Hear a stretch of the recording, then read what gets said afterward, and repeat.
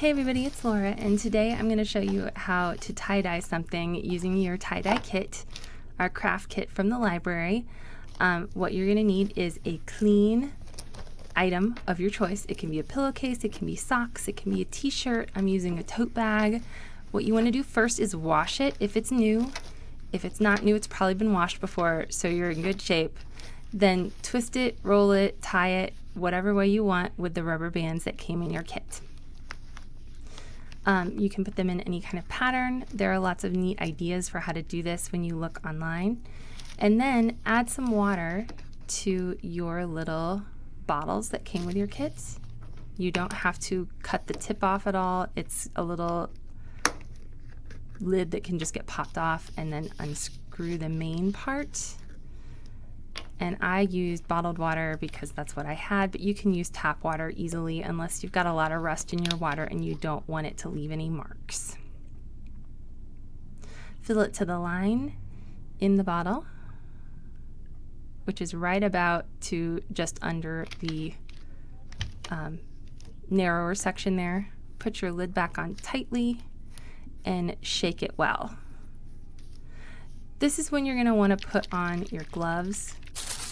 Any dye that gets on your body will stain you. Anything that gets on your clothes will stain your clothes. Anything that gets on any furniture, carpet, deck, wood, outdoors, I'm imagining cement also, will stain it. You don't want to do this over anything except like a tarp or maybe a sink. If you have permission to do that over a sink, I would do a utility sink if you have one in like a basement or garage. Or just go outdoors and do it over the grass, which is what I would recommend. I used a tarp, and as you can see, this fabric kind of didn't want to take the dye, and that's because I did not do what I told you to do. I did not wash this first. So it's got a little waterproofing to it, and it made it have a hard time absorbing the water to start with. If you think your item is going to do this, like if you're doing a tote bag like I did, get it wet first. If you get it wet, it will change a little bit how it absorbs the dye, but it'll still look really cool, and it just will look a little more watercolor-y, and I'm all for that. So as you can see, I gave up on the gloves. I did dye my hands purple and blue. I regret nothing. This was part of the crafting process. So I will just go through and put the dye in this. I used purple, and then I did a stripe of the blue or the teal color that I had, and then purple, teal, purple, teal. But you can just squirt your dye on in any way that brings you joy. There doesn't need to be a pattern. I'm just really type A, and I chose to do a pattern.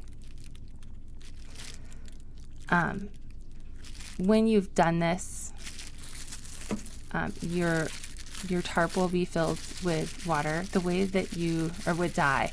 And the way that you handle that is by folding the ends in towards each other, and basically just wrapping it in on itself and then throwing away that tarp, because yeah, you're not going to reuse your tarp again.